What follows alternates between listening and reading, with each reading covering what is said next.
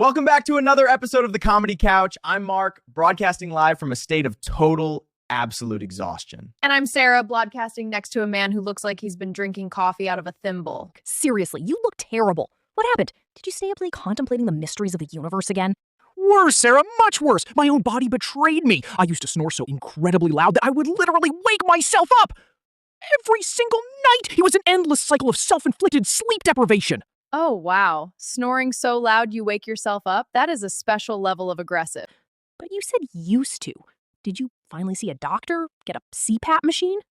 Nope, even better. I cured myself. Entirely holistic, completely free. Oh, really? How on earth did you manage to cure a structural airway issue by yourself, Mark? Simple. Now I sleep in the next room and I don't hear a single thing.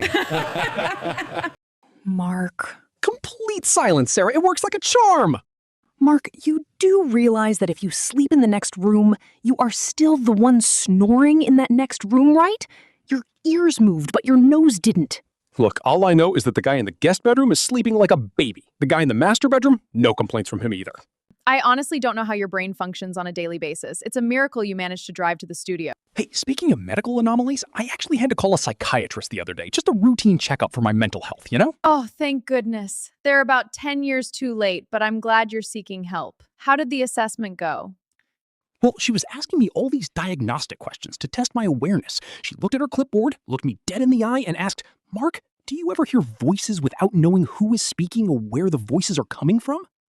Wow, getting straight to the heavy stuff. Hallucinations. What did you tell her? I said, yes, ma'am, absolutely, all the time. Really? Mark, I mean, we joke around a lot, but that sounds serious. When does this happen to you?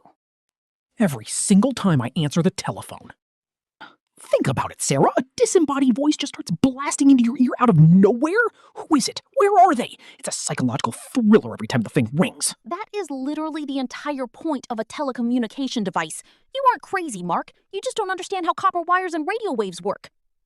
Hey, don't judge me. At least I don't panic under pressure. Remember last year when my neighbor's kid had a real medical emergency? He ran over to my house screaming. The dad called me in an absolute panic. He goes, Mark, can you come over immediately? My little son has just swallowed a fountain pen.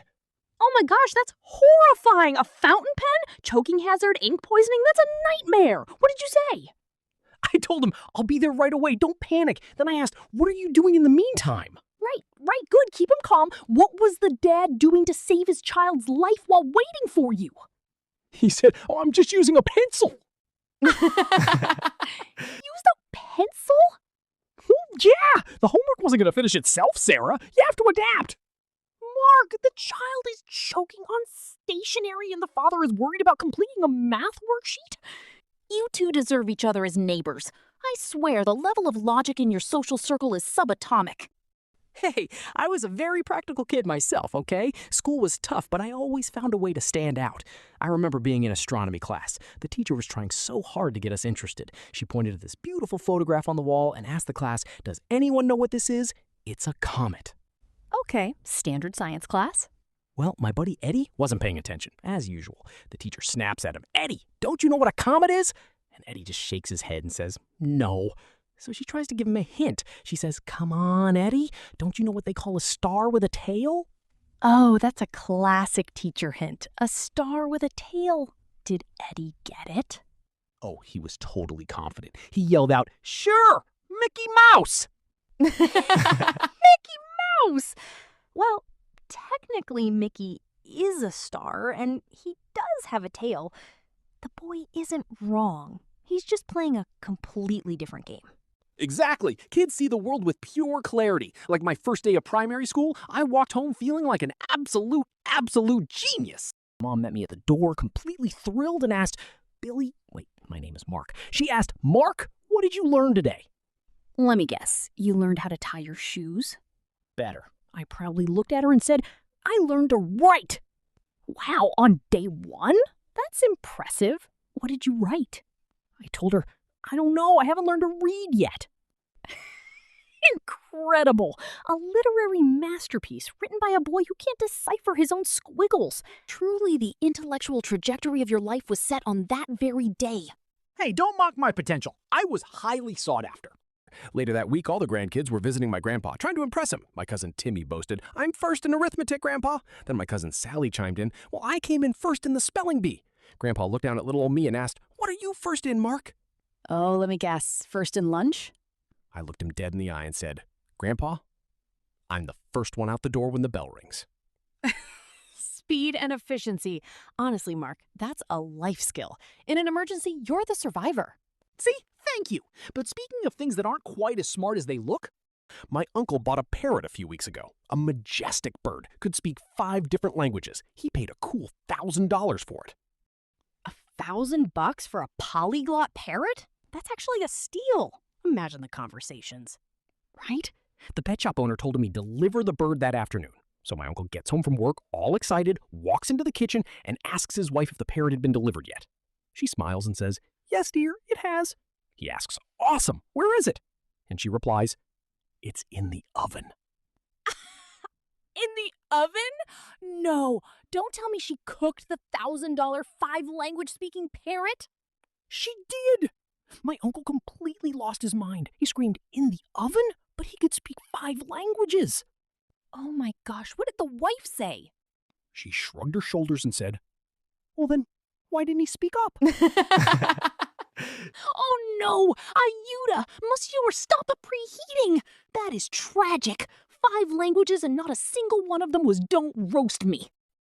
not a single word. Talk about an expensive dinner. Oh man, speaking of communication breakdowns, you remind me of a guy I saw in a restaurant yesterday.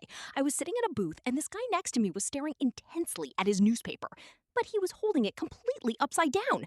I couldn't help myself. I leaned over and said, "Excuse me, sir, but do you realize that you are reading your newspaper upside down?" Oh, that's embarrassing. Did he flip it over? No, he just glared at me and said, "Of course I realize it. Do you think it's easy?"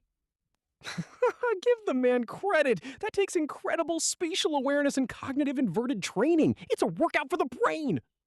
It's a workout for nothing, Mark. Just like that late-night phone call you told me about last week. Tell the listeners what you did. Oh, right.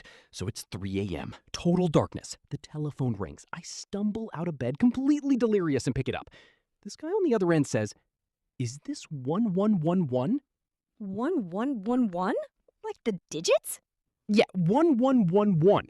So I sighed and said, "No, this is 1111. Ah, Mark, you did not. I did. But the guy was persistent. He goes, "Are you sure this isn't 1111? I said, "Yes, I'm absolutely sure. This is 1111. So the guy feels terrible. He says, "Well, I'm incredibly sorry to have gotten you out of bed." And I, being a polite gentleman, said, "That's all right. I had to get up anyway." Wait, why did you have to get up anyway at 3 a.m.? Because the phone was ringing. Oh, you are a walking, talking paradox. A circular argument in human form. Look, I just like to keep things moving. Unlike people who get stuck in the desert. Sarah, let me test your high-level intellect. Why can you never starve in a desert? Oh, biologically speaking? Because your body enters a state of ketosis and begins burning stored...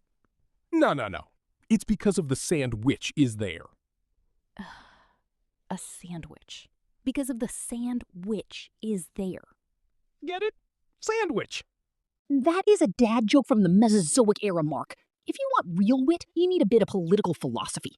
For example, why do Marxists like fruit infusions? I don't know. Because it's red?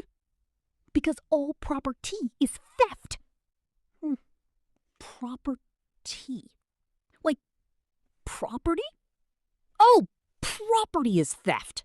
Wow, Sarah, that's a thinker. Highbrow. Thank you. I cater to the intellectual crowd. Unlike you, who probably relates more to this next one. What was born to succeed? An ambitious young businessman with a firm handshake. A budgie with a blunt beak. A budgie with a blunt beak? Because it can't... Oh, because it succeed. Wow, that's terrible. I love it. It's a masterpiece, just like the difference between a shopping trolley and a university vice-chancellor. Oh, what's the difference there? One holds groceries and the other holds a PhD? Nope. You fill them both up with as much free food and alcohol as you possibly can, but it's only the shopping trolley that has a mind of its own. Oof! Academic burn! The professors in the audience are crying right now. All right, Sarah, you think you're the master of comedy? I think it's time we close this episode out with a classic American tradition, a battle of wits, a Yo Momma showdown. Clean version. Oh, it is on, Mark. Bring it. What do you have? All right. Yo Momma's so short, she can sit on a dime and swing her legs.